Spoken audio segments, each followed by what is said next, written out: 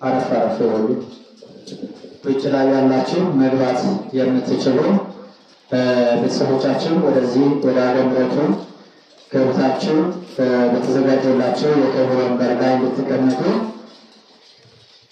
ወደዚህ ወደ አገምረቱ መግባት የምትችሉ ወደ አገምረቱ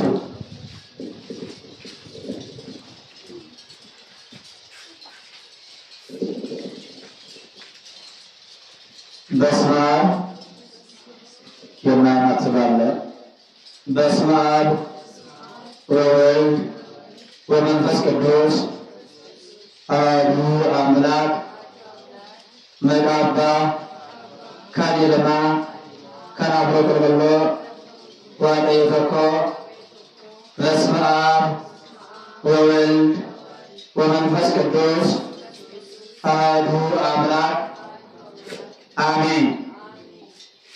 አይንተ እግዚአብሔር ካህናት፣ ለአገልግሎት የምትፋጠኑ ላይካን ምስጢር ዲያቆናት፣ እግዚአብሔር የሚወዳችሁ የሚያፈቅራችሁ ሕፃናት፣ እንዲሁም በዕድሜ ብዛት የሽበት ዘውድ የደፋባችሁ እናቶችና አባቶቼ በወደደን እስከ ሞት ድረስ ባፈቀረን በመድኃኒተ ዓለም በኢየሱስ ክርስቶስ ፍጹም ሰላምታ ሰላም እላችኋለሁ። እንደምን ዋላችሁ? እንደምን ዋላችሁ? እንደምን አመሻችሁ? አሜን። አምላካችን በሥጋ ተገለጠ፣ ለመላእክት ታየ፣ በዓለም የታመነ በአሕዛብ ጆሮ የተሰበከ በጥምቀቱ ያደረጋችንን በዮርዳኖስ ባህር ላይ የደመሰሰ በሞቱ ሞታችንን ገድሎ በሥጋው ሲሞት በመለኮታዊ ሥልጣኑ ሞትን ድል አድርጎ ወደ ላይ በሰማያት ያረገ በአባቱም ቀኝ የተቀመጠ የብላቴና ድንግል ማርያም ልጅ ዛሬም ዘወትርም የተመሰገነ ይሁን። ከጨለማ ወደ ብርሃን ከሞት ወደ ሕይወት የተሸጋገርንባት አምላክን ያየንባት መንፈሳዊ መስታወታችን ክርስቶስን ያየንባት ቤዛዊተ ዓለም እመ አምላክ ወላዲተ አምላክ ድንግል ማርያም ለቃል መውረድ ለሥጋ ማዕረግ መንገድ ምክንያት የሆነች ኪዳነ ምሕረት እመ አምላክ ቤዛዊተ ዓለም በእናትነት ክብሯ ክብርና ምስጋና ይድረሳል። ጻድቃን፣ ሰማዕታት፣ ቅዱሳን፣ ደናግል፣ መነኮሳት እንደየክብራቸው እንደየማዕረጋቸው ክብርና ምስጋና ይድረሳቸው።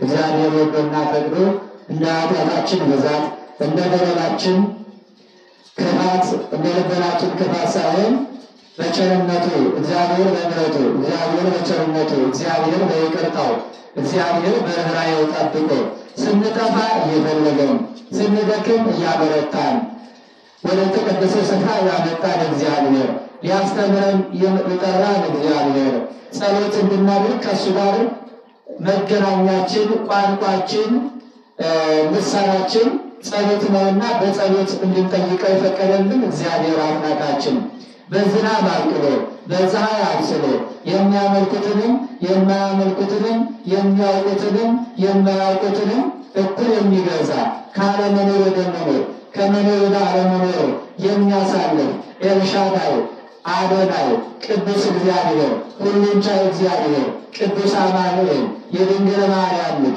ኢየሱስ ክርስቶስ ዛሬም ዘወትርም የተመሰገነ ይሁን። ማን ይመስገን? ማን ይመስገን? ቅዱስ አማኑኤል የተመሰገነ ይሁን። እንኳን አደረሳችሁ። ለምን አቤት ለጻድቁ አባታችን ለአቡነ ገብረ መንፈስ ቅዱስ እንዲሁም በዛሬው ዕለት ወር በገባ በአምስት ማለት ነው ሐዋርያው ቅዱስ ጳውሎስና ሐዋርያው ቅዱስ ጴጥሮስም እንደዚህ ታስበው ሌሎቹ ቅዱሳን ታስበው ይላሉ ማለት ነው። ስለዚህ እግዚአብሔር ይመስገን በየቀኑ ስንቀደስ ስንባረክ ነው የምንውለው ማለት ነው። እንዲሁም ለዛሬው ዕለት እንኳን አደረሳችሁ። ምክንያቱም ዛሬ ላይ መድረስ ፈልገው ናፍቀው ሽተው ያልደረሱ ሰዎች አሉ። የታመሙት ይሞታሉ ተብሎ ጉድጓድ የተቆፈረላቸው ሲድኑ እንኖራለን ብለው ደግሞ በራሳቸው አጀንዳና በራሳቸው ፕሮግራም ኑሯቸውን ሲመሩ ወይም ሊመሩ ያሰቡ ሰዎች አልፈው እናያቸዋለን፣ እናገኛቸዋለን ማለት ነው። ነገር ግን እንደ እግዚአብሔር በጎ ፍቃድ ደግሞ እኔና እናንተ እቺ ቀን የተሰጠችን ንስሐ እንድንገባበት ነው ወገኖቼ። ዝም ብለን ቀን እንድናሳልፍበት አይደለም። ንስሐ እንድንገባበት፣ ወደ እግዚአብሔር እንድንመለስበት። ከእግዚአብሔር የጠፋንበት ብዙ መንገድ አለ። ከእግዚአብሔር የኮበለልንበት ብዙ መንገድ፣ ብዙ ሀሳብ፣ ብዙ ምኞት ስላለን ማለት ነው። ንስሐ እንድንገባበት፣ ይህንን ቃል እንድንሰማበት፣ እንድንዘምርበት፣ ወደ ቤቱ እንድንገሰግስበት፣ በጎ ነገር እንድናስብበት፣ በጎ ነገር አስበን በጎ ነገር እንድንሰራበት ይሄ ቀን ተሰጥቶናል ማለት ነው። ስለዚህ የኛ የሆነ ነገር የለም። እግዚአብሔር ካልሰጠን በእኛ የምናደርገው ነገር አለ ወገኖቼ? በእኛ ሀሳብ፣ በእኛ ዕቅድ፣ በእኛ ፕሮግራም የሚሆንና የሚፈጸም ነገር አንዳችን የለም። ልናስብ እንችላለን፣ ነገር ግን የሚያስፈጽመን ማን ነው? እግዚአብሔር ነው። ማን ነው ፍጻሜውን የሚያሳምረው? እግዚአብሔር ነው የሚያስፈጽመንና እግዚአብሔር እንዲያስተምረን፣ እግዚአብሔር እንዲገስጸን፣ እግዚአብሔር የሚያጽናናውን፣ የሚያረጋጋውን፣ ተስፋ የሚሆነውን፣ መከታ የሚሆነውን፣ ከውድቀት የሚያነሳውን፣ አጋንንትን የሚሰባብረውን፣ የተሰበሩትን ደግሞ የሚጠግነውን የሕይወት ቃል ይዘራል አምላካችን በልቦናችን ሰሌዳ ላይ፣ በልቦናችን እርሻ ላይ፣ በልቦናችን ማሰሮ ላይ እግዚአብሔር ቃሉን ያስቀምጣል ማለት ነው። እግዚአብሔር ቃሉን ምን ይላል? ምን ይላል? ቃሉን ያስቀምጣል ማለት ነው።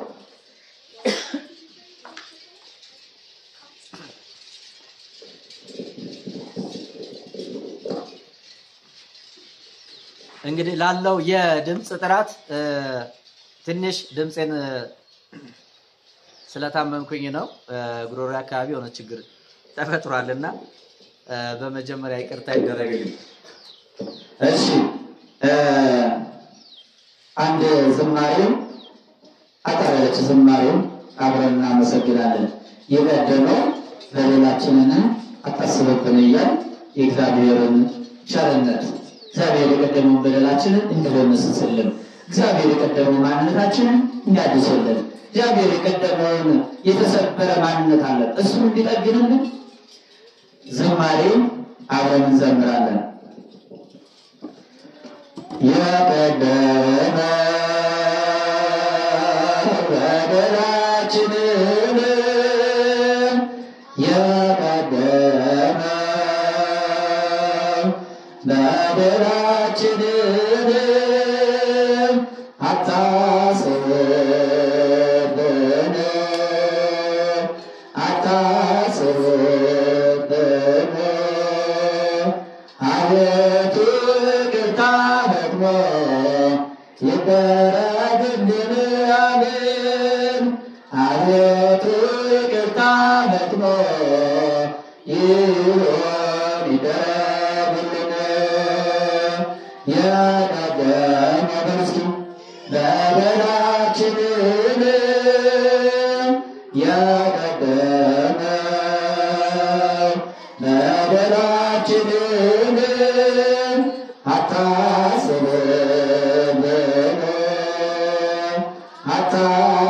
አታስብብን አቤቱ ይቅርታ ደግሞ ይደረግልን አሜን።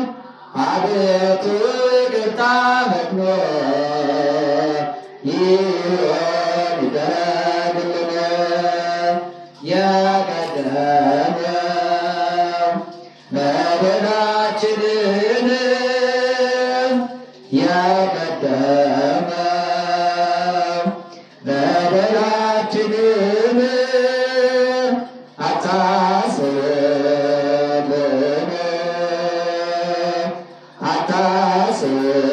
አታስብብን አቤቱ ይቅርታ ደግሞ ይደረግልን አሜን።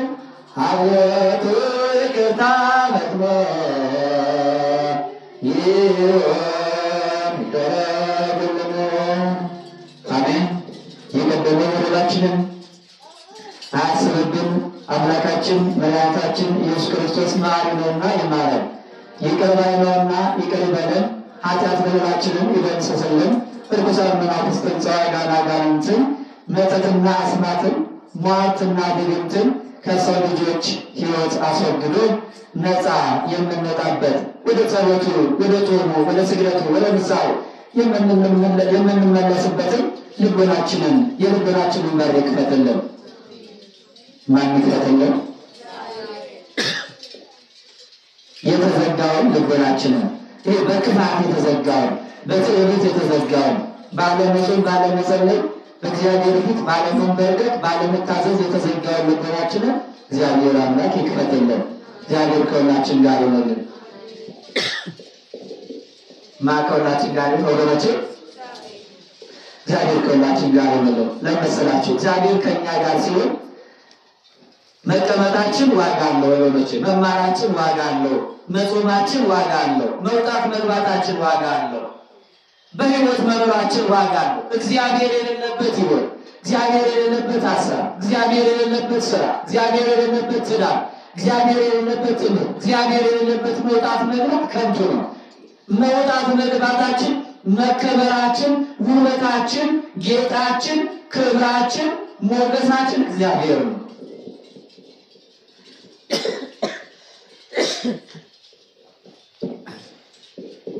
ማን ነው አልኳቸው ወገኖቼ?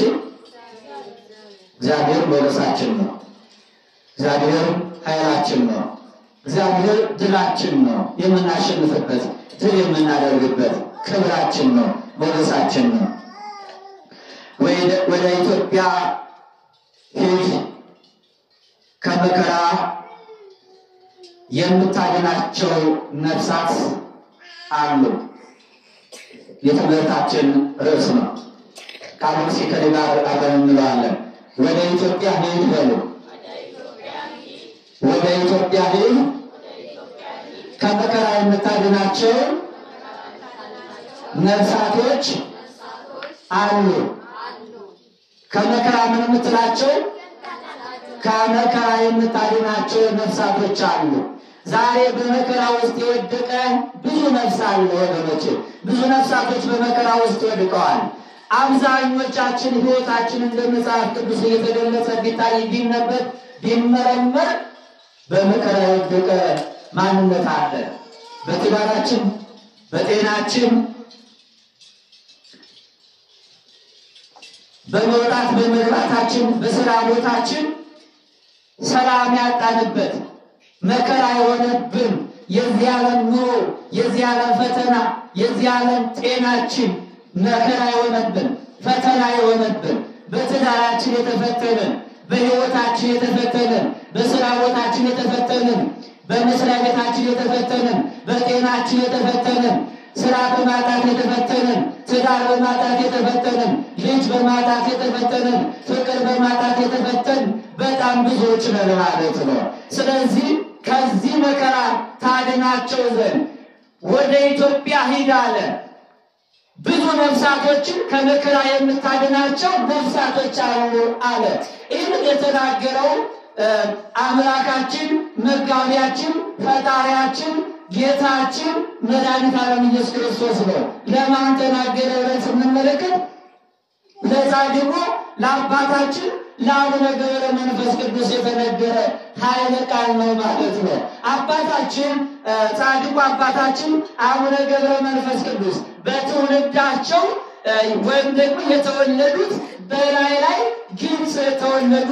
ንሳ በሚባል ሀገር ተወልደው እናት አባታቸው ከአባታቸው ከስምዖን ከእናታቸው ከአቅንስያ ተወለዱ። እናትና አባታቸው በትዳር 30 ዓመት ሲኖሩ ልጅን አላገኙም ነበረ። ምን አላገኙም? ምን አልነበራቸውም? ልጅ አልነበራቸውም። እናትና አባታቸው ከእግዚአብሔር ጋር ኑሯቸውን፣ ከእግዚአብሔር ጋር ጊዜያቸውን፣ ከእግዚአብሔር ጋር ዘመናቸውን፣ ከእግዚአብሔር ጋር መውጣት መግባታቸውን ስላደረጉ 30 ዓመት በሙሉ ልጅ አልወለድሽልኝም ብሎ የአግነስያ ባለቤት ስምዖን ሚስቱን አልፈታም ማለት ነው።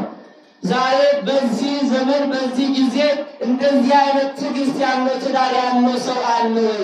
ትዕግስተኛ ባለ ትዳር አላችሁ ወይ? በእውነት 30 ዘመን ሙሉ የሚቀመጣለ ልጅ ሳይሆን በጣም ከባድ ነው። ፈተናው ከባድ ነው። ሶስተኛ ወገን በትዳር ከባድ ነው ወገኖች ልንገራችሁ።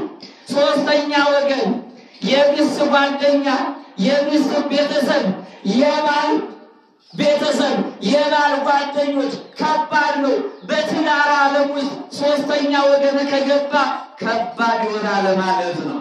መውጣት መግባታችን፣ በፍቅር መኖራችን፣ በሰላም መኖራችን ይሆናል ማለት ነው። ስቃይ ይሆንብናል ማለት ነው። ባልጠበቅነው መንገድ ባላሰብነው ጎዳና መሄድ እንጀምራለን። ሰላም ይጠፋል፣ ፍቅር ይጠፋል። ወገኖች አጋንንት ሰዎችን ይጠቀማል፣ ሰዎችን መገልገያው ያደርጋል። አጋንንት ቀጥታ ይመጣል። አጋንንት በሰው ላይ አድሮ ይመጣል። አጋንንት በክፎች ላይ አድሮ ይመጣል። በትዳራችሁ ይፈትናቸዋል፣ ያታልላቸዋል፣ የተሻለ እንዳለ አድርጎ ያሳያቸዋል፣ ያሳስባቸዋል፣ ሹክ ይላቸዋል። አሾክሿኪ መንፈስ፣ የሹክሹክታ መንፈስ አለ። ተመልከቱ፣ እነዚህ ጥንድ ባለ ትዳሮች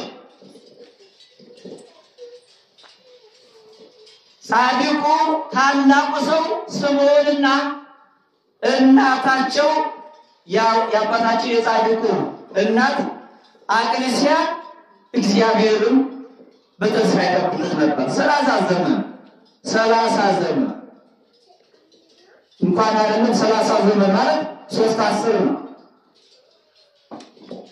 እኛ ጸሎት ካቀረብን ለእግዚአብሔር ጥያቄ ካለን ጥያቄያችንን ለእግዚአብሔር ካቀረብን እንኳን አይደለም 30 ዓመት 30 ቀን እንኳን ለመቆየት ጊዜ ዘመኑ ምን ይልብናል? ይርቅብናል ማለት ነው። ተስፋ እንቆርጣለን። እቻት ሰማኝ ብለን ደግሞ ከነበርንበት ተናውሰን ከመሰረታችን ተነግረን ወደ ደፍራ ወደ ቃልቻ ወደ ጠንቋይ የሚሄድ ሰው አለ ማለት ነው። እነዚህ ሰዎች ግን በምን ጸኑ? በእግዚአብሔር ጸኑ፣ በእግዚአብሔር ጸኑ። ከዛን በኋላ የጻድቁ አባታችን የአቡነ ገብረ መንፈስ ቅዱስ እናት አቅሌስያ በስሉስ ቅዱስ ስዕል ስር ተንበረከከች ይላል። በተንበረከከች በስላሴ የስዕል አድኖ ስር ተንበርክካ አጋዕዝተ ዓለም ቅድስት ስላሴ ይችላሉ ያደርጉልኝ ዘንድ ጊዜው አሁን ይሁን ይደረግልኝ፣ ልጅ ባይኔ ናፍቆኛል፣ ባይኔ ማየት፣ ዘር ተክቼ ማለፍ፣ ዘር ተክቼ መኖር ናፍቆኛል ብላ ጸለየች ይላል። አጋዕዝተ ዓለም ቅድስት ስላሴም ጸሎት ለመነዋል ሰሙት። ምኗን ሰሙ? አጋዕዝተ ዓለም ቅድስት ስላሴ ጸሎት ለመናቸው ልመነዋል ሰሙ። ኧረ እኛንም ይስማ ቅዱስ እግዚአብሔር ይስማ። እያለቀሱ ያሉ እያነቡ ያሉ እናቶች አሉ። በትዳራቸው፣ በልጆቻቸው፣ በሀገራቸው፣ በጤናቸው ምክንያት እያለቀስን ያለን የለንም? እንደ ወገኖቼ የተከፋን እኮ አለን። ለማን እንንገረው ብለን ያለ እግዚአብሔር ወገን ዘመድ የሌለ በጣም ብዙዎች ነን። ለሰው ብንነግረው ሰው ወገኖቼ ደካማ ሁላችንን እንጠብቅልን ቀኛ። እግዚአብሔር ከሁላችን ጋር ይሁንልን። ችግራችንን ሰው ከሚሰማው እግዚአብሔር ይስማ ወገኖቼ። ችግሯን ሰማት። በ30 ዘመኗ ከምድር እስከ ሰማይ የጸሎቱ ኃይል የማይቋረጥ ልጅ ሰጣት። ማንን? ጻድቁ አባታችን አቡነ ገብረ መንፈስ ቅዱስን ሰጣት። አጋዕዝተ ዓለም ቅድስት ስላሴ ሳራን እንደጎበኟት አቅሌስያንን ጎበኟት። ኧረ ዛሬም በእኛ በሕይወታችን በእያንዳንዳችን ቤት ስላሴ ይግቡ። አጋዕዝተ ዓለም ቅድስት ስላሴ ይጎብኙን። አገራችንን ይጎብኙልን። የታመሙትን ይጎብኙልን። የተዳኑትን ይጎብኙልን። የታመሙትን ሁሉ ይጎብኙልን። የተሰደዱትን ይጎብኙልን። ፍቅር ያጡትን ይጎብኙልን። እግዚአብሔር ከሁላችን ጋር ይሁንልን። ከቃሉ ጋር ናቸው። የድንግል ማርያም ኢየሱስ ክርስቶስ ከሁላችንም ጋር ይሁንልን። እግዚአብሔር የተመሰገነ ይሁን። ጻድቁ አባታችን ተጸንሰው ታኅሳስ 29 ቀን ጌታ ኢየሱስ ክርስቶስ በተወለደበት ቀን እሳቸውን ተወለዱ። ከእናታቸው ማህፀን ሲወጡ የሕፃን ባህሪ አይደለም ያሳዩት። ከእናታቸው ማህፀን እንደወጡ ስብሐት ለአብ ስብሐት ለወልድ ስብሐት ለመንፈስ ቅዱስ ብለው ለስሉስ ቅዱስ ምስጋና ውዳሴ ያቀረቡ ይላል። 3 ዓመት በሆናቸው ጊዜ የእግዚአብሔር መልአክ መጥቶ ከእናታቸው እቅፍ ይዟቸው ወደ ሰማይ ተነጠቀ። ለስሉስ ቅዱስ አቀረባቸው። ስሉስ ቅዱስ ባረኳቸው። ማንን? አቡነ ገብረ መንፈስ ቅዱስን። ከዛም በኋላ እግዚአብሔር መልአክ አሁንም ወደ እናቴ ወስደህ እናቴ ተባርከው ብለው አጋዕዝተ ዓለም ቅድስት ሥላሴ ለድንግል ማርያም ምን አሉ? አስተላለፉ። ወደ ድንግል ማርያም ሲሄዱ ቅዱሳን አእላፋት፣ ጻድቃን ሰማዕታት፣ ነቢያት፣ ሐዋርያት፣ ቅዱሳን መላእክት ቀርበው አመሰገኗቸው፣ ክብር ሰጧቸው። ምን አይነት መመረጥ ነው! ከሰው ወገን ገና ብላቴና የ3 ዓመት ሕፃን ሳለ ሰማያትን ሰንጥቆ የመጣ ከሥላሴ ፊት ለፊት የተገለጸ ይህ ምን አይነት ፍጥረት ነው ብለው ቅዱሳን አደነቁ። ከዛም በኋላ የእግዚአብሔር መልአክ አሁንም ታዘዘ። ይህንን ሕፃን ወስዶ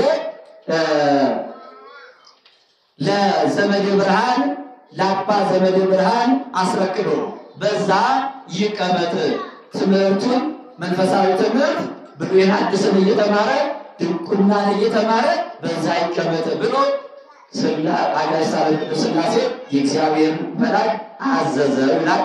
ወደ ምድርም አመጣው። ከዛም በኋላ ለአቅመ ድቁና እስከሚደርሱ ትምህርታቸውን እስከሚያገባዱ ድረስ ከአባ ዘመደ ብርሃን ተቀምጠው ተማሩ።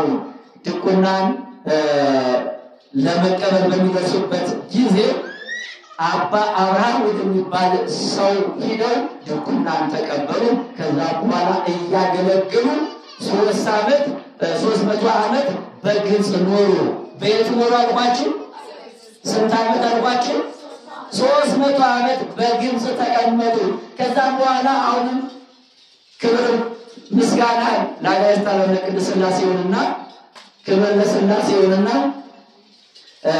አጋዕዝተ ዓለም ቅድስት ሥላሴ ተገልጸው አሁን 300 ዓመት በግብፅ ኖረዋል። አሁን ደግሞ ወደ ኢትዮጵያ ልካለሁ ለአገልግሎት ልካለሁ ተብለው አቡነ ገብረ መንፈስ ቅዱስ 60 ነብርና 60 አንበሳ ታዞላቸው በአምደ ብርሃን ተጭኖ በብርሃን ሰረገላ ቅዱስ ገብርኤል እየመራ ከማጋር አገናኛቸው። ከግብፅ ተነስቶ ኢትዮጵያ ሲገቡ ቅዱስ ላሊበላን አገናኛቸው። ማን? ቅዱስ ገብርኤል ማለት ነው። ከዛም በኋላ ከእሳቸው ጋር መንፈሳዊ ሰላምታ ከተቀያየሩ በኋላ ከተለዋወጡ በኋላ ወደ ምድረ ከብድ ገቡ ይላል። ወዴት ገቡ አልኳችሁ? ወደ ምድረ ከብድ ገቡ። በዛም ጸለዩ ይላል። እዛ ቦታ ላይ ምድረ ከብድ ላይ ከጸለዩ በኋላ ወደ ኢቴሩ ወደ ታላቁ ገዳም በደብረ ታቦር ወደምትገለጸው ወደምትመሰለው ወደ ዝቋላ ገዳም ወደ ተራራማው ገዳም ሄዱ።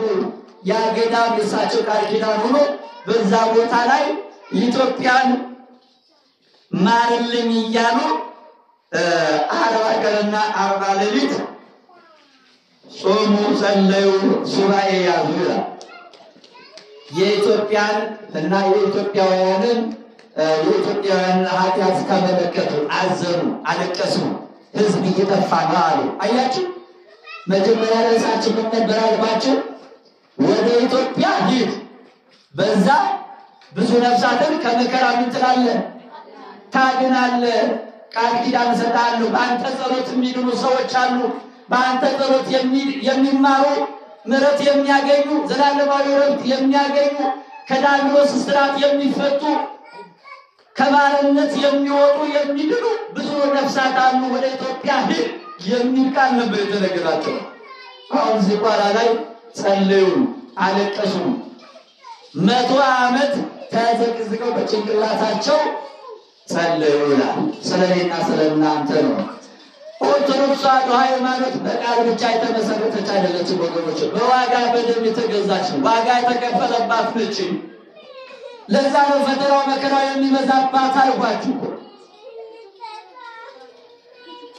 100 ዓመት በባህር ውስጥ አጋንንት ከአራቱም አቅጣጫ እየመጡ ይፈትኗቸው ነበር። ተመልከቱ። ብዙ ሰዎች አሁን ሰነፍ የሆኑ አመፀኛ የሆኑ መጽሐፍ ቅዱስን ያልተረዱ ሰዎች አጋንንት የለም ወይም ሰይጣን የለም ብለው የሚያወሩ አሉ። መጽሐፍ ቅዱስ ላይ ተቀምጠው ከኦሪት ዘፍጥረት ምዕራፍ 2 ቁጥር 1 ጀምሮ ስንመለከት የምናገኘው እስከ ራዕይ ዮሐንስ መጨረሻ 22 ምዕራፍ 22 ያለውን ከኦሪት ዘፍጥረት እስከ ራዕይ ዮሐንስ ስንመለከት ስለ ኃጢአትና ስለ ጽድቅ፣ ስለ ቅዱስ መንፈስና ስለ ቅዱስ መንፈስ ነው የሚናገረው። አግብቶና ስብቶ ማለት ነው። ለምን እኔና እናንተ ጨለማውንና ብርሃኑን፣ ሕይወቱንና ሞትን፣ ባርነትንና ነፃነትን ወይም ልጅነትን አይተን ለይተን እንድንማርበት ስለተሰጠን ማለት ነው። ይህንን አይተን ተመልክተን እንድንማርበት ነው። መጽሐፍ ቅዱስ ለእኔና ለእናንተ የተጻፈ ደብዳቤ ነው። ለማን የተጻፈ ደብዳቤ ነው? ከማን ተጻፈልን? ከማን ተጽፏል? ከእግዚአብሔር። ወዳጅ ለወዳጁ ደብዳቤ፣ አንድ ሰው ለወዳጁ ወይም ለጓደኛው በልቡ ቦታ ላለው ሰው ሩቅ ላለ ወዳጁ ደብዳቤ ይጽፍለታል። አጠገቡ ላለ ይጽፍለታል እንዴ? አይጽፍለትም። የሰው ልጅ ከእግዚአብሔር ስለራቀ፣ የሰው ልጅ ከእግዚአብሔር ስለተለየ፣ ከእግዚአብሔር ሐሳብ ከእግዚአብሔር ቤት ስለራቀ እግዚአብሔር ለወዳጆቹ ምን ጽፎላቸዋል? ከእግዚአብሔር ስለራቅን ለራቅነው ለእኛ ለእኔና ለእናንተ መጽሐፍ ቅዱስ ተጽፎልናል። እሱም ተጽፎ ደግሞ ማስተዋል አቅቶናል፣ መመልከት አቅቶናል፣ መረዳት አቅቶናል፣ መማር አቅቶናል። ስለዚህ እኔና እናንተ በዚህ ቃል ኪዳን ከብረን ከጻድቁ ከአባታችን ከአቡነ ገብረ መንፈስ ቅዱስ ረድኤት በረከትን እንድናገኝ እሳቸው የተፈተኑትን ፈተና የእሳቸውን ቅንጣቷን ታክል ብንፈተን ዛሬ በዚህ ቦታ ላይ አንገኝም ነበር። ነገር ግን የእነሱ መልጃና ቃል ኪዳን እየረዳን በስም በዛሬው ዕለት ዛሬ እንግዲህ ረፍታቸው ነው። በግብፅ ላይ 300 ዓመት ተቀምጠዋል። ኢትዮጵያ ላይ 260 ዓመት ተቀምጠዋል። 262 ዓመት ተቀምጠዋል። በአጠቃላይ ጻድቁ አባታችን አቡነ ገብረ መንፈስ ቅዱስ በዚች ምድር ላይ 562 ዓመት ኖረው ይህችን ዓለም በስጋ ሕይወት ተሰናብተዋታል ማለት ነው። አያችሁ እና ቃል ኪዳን የተቀበሉት ቃል ኪዳን ምን ነው ታውቃላችሁ?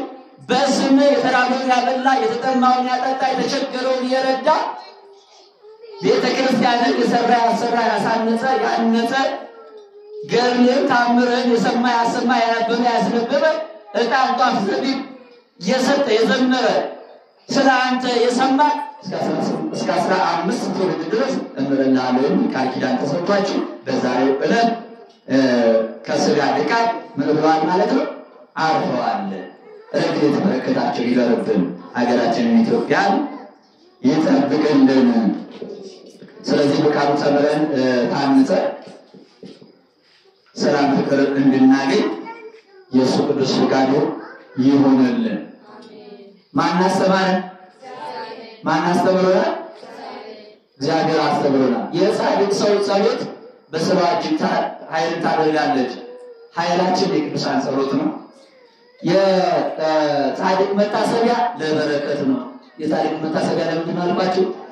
ለበረከት ነው። መጽሐፈ ምሳሌ ምዕራፍ 10 ቁጥር 7 ስትመለከቱ የጻድቅ መታሰቢያ ለበረከት ነው።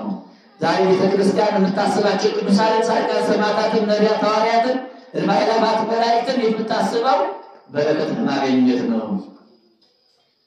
በዚህ ክብር በዚህ ልክ ዘመናችንን ጊዜያችንን ልናሳልፍ የሱ ቅዱስ ፈቃዱ ይሁን። ያስተማረን እግዚአብሔር፣ የመከረን እግዚአብሔር፣ የገሰጸን እግዚአብሔር ክብርና ምስጋና ለቁጡ ዳሴ ለእርሱ ይሁንልን። ጊዜ ኑሮ ብንማማር ደስ ባለን፣ ነገር ግን ጊዜ ይገድበናልና መሀል ላይ ትምህርቱን እንዲቆም ወይም ደግሞ እንዲጨርስ ያስገድደናል ማለት ነው። ካለን ጊዜ ሰዓትና ሁሉም ጊዜ ስላለው ነው። ሌላ ጊዜ ደግሞ በሌላ ቀን እግዚአብሔር ያስተምረናል። ማን ያስተምረናል ወገኖቼ? ማን ያስተምረናል? እግዚአብሔር ያስተምረናል። እግዚአብሔር ይመክረናል። እንደዚሁ ሀገራችን ኢትዮጵያን ሰላም ያደርግልን።